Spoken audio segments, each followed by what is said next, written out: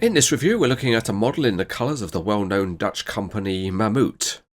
Mammoet specialises in heavy lifting and transport, and this model is produced by WSI and is of the Liebherr LTM 1750 mobile crane.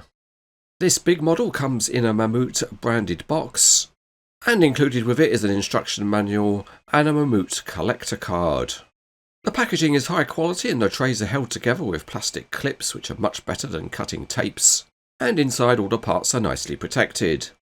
The instruction manual is very comprehensive and it starts off with an excellent parts list, and there are photos and text which describe all of the various aspects of the model.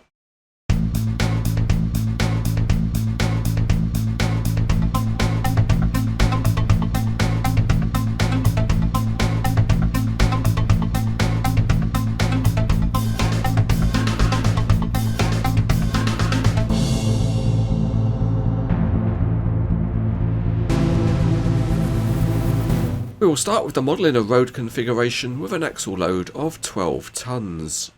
That means it can carry the front outriggers but not the rear ones. So we will fit the front outriggers by offering up the beam and securing it with a steel pin, and then we need to connect up the hydraulic ram which pushes it out into position. There's a connection point for the ram on the body and we fix it with a screw. One of the very nice things about this model is that all the parts fit together well. Next, at the back of the carrier there are some support posts to install. There are 3 of them and the crane cab rests on them during transport. In this mode we're not carrying the TY guy arrangement, so we'll remove part of the TY guy system from the boom. There's a piece of packaging tape to take off of the main winch drum, and unluckily it doesn't come off in one nice piece. After we've fixed that we can run some rope to the front of the crane, and here we've reeved up the smaller of the 2 hook blocks. It is quite a large block, but you can hitch it to the loop at the front of the cab. For transport we need some support trucks, and this is Mammoet model number 410221. It's an MAN truck with a 6-axle trailer, and we'll load it up with the main power pack and also the counterweight tray and a couple of counterweight blocks. The next truck we will use is Mammoet model number 410089. And it's a Mercedes-Benz Arox with 8 axles of trailer.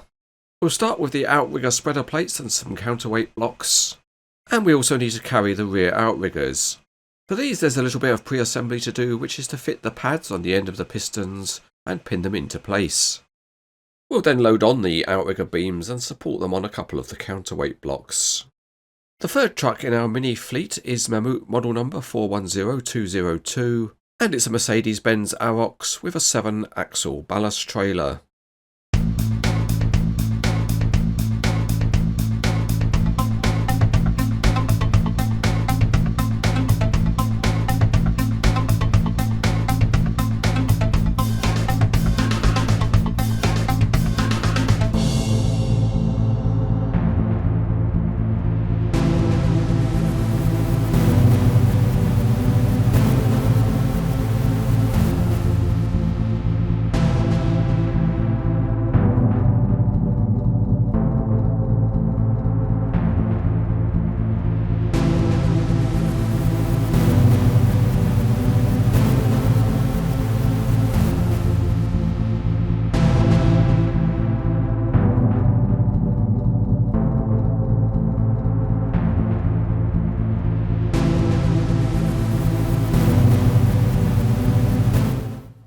The chassis is highly detailed, as you would expect from a WSI model. Looking in close up, the drive shafts and suspension are all modelled, and there are decent road tyres. The 3-sheave hook block is nicely detailed with a Liebherr graphic and chevrons, and there's a hoist safety cut-off chain. On the cab there is a realistic number plate, and the graphics and lights are all very detailed, including beacon lights on the roof. Just about visible inside the cab is Liebherr on the seat backs, and overall the carrier cab is impressive. The wheels look very good with highlighted hubs, and there is branding on the tyres, and there are some more excellent small graphics. This continues on the crane body where there are more small and legible graphics, and there's a hole in the body for operating the winch drum, which Liebherr thoughtfully provided on the real crane to make the modelling easier.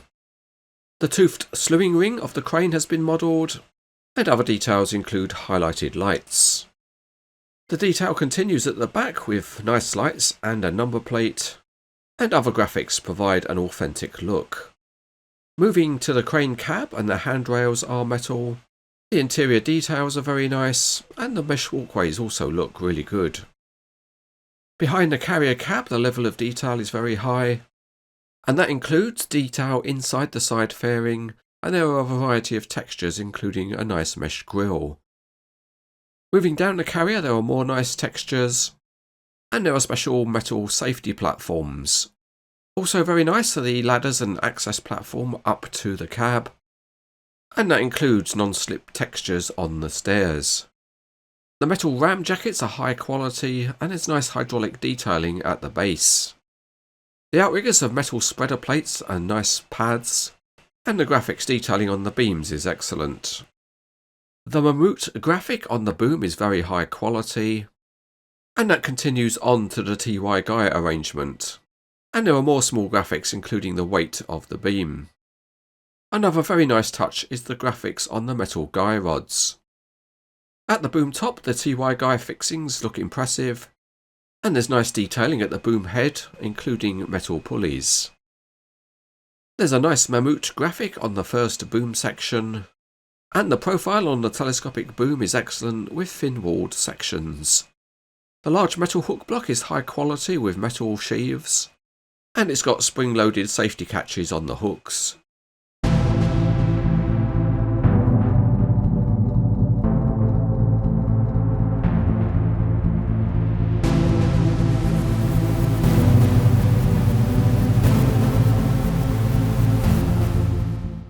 The carrier features independently steered axles, and they're nicely stiff enough so that they'll hold any pose that you set.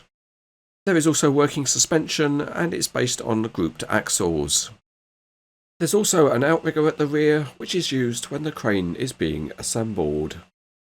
Out on the Cranes Etc. superhighway, and the big LTM 1750 rolls well in a straight line, and if we set the steering, a moderate steering angle can be achieved. We've arrived on site, and to begin with we'll fit a pad to the assembly outrigger at the rear of the crane, and it's secured onto the end of the piston with a small steel pin. We can then lower the outrigger by unscrewing in the usual way. Next, to give some stability, we'll fold out the front outriggers a bit, and that'll provide stability while we assemble the crane. To allow access up onto the carrier deck, there are a couple of fold down ladders, so we'll pull those down, and we'll bring the crane cab around to its operating position. Next, to make sure that the Cranes Etc. fingers can operate safely, we'll fold up the handrails. So, with the initial setup complete, we can raise the boom.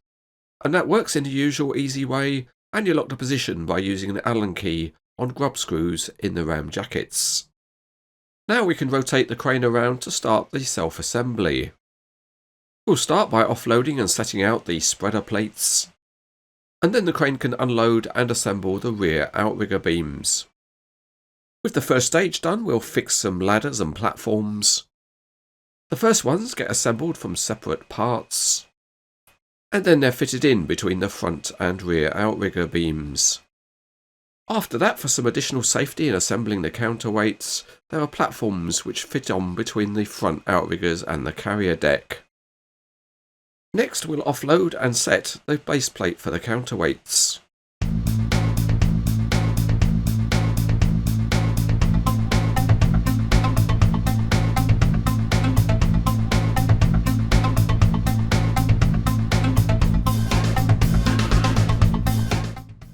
Before we go any further, let's take a closer look at how the counterweight is put together.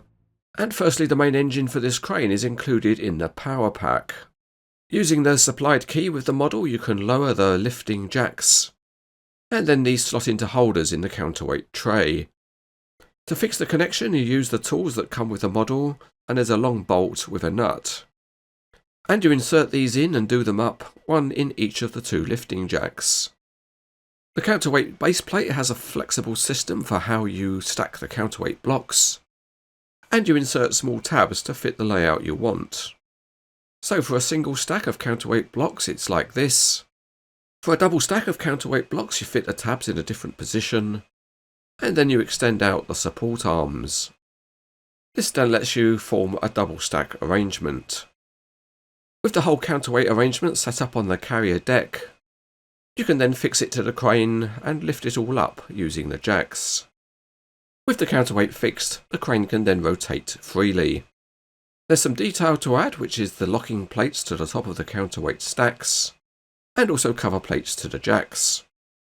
A nice touch with the model is that a lifting beam is included, and it keeps weight on the rope whilst we extend the telescopic sections.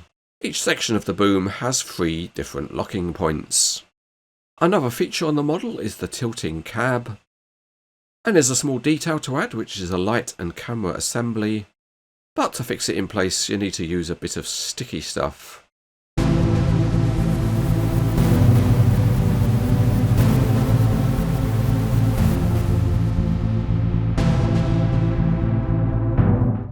For heavier lifting we need to add the TY guy system, and that gets assembled on the boom by screwing in the various parts.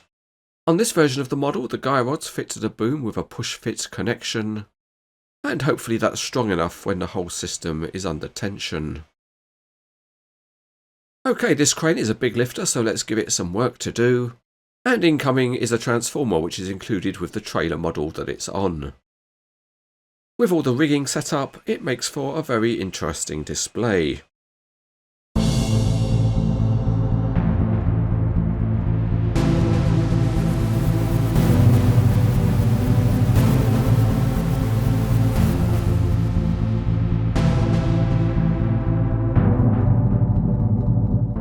Another way you can display the model in transport configuration is with all the components fully loaded.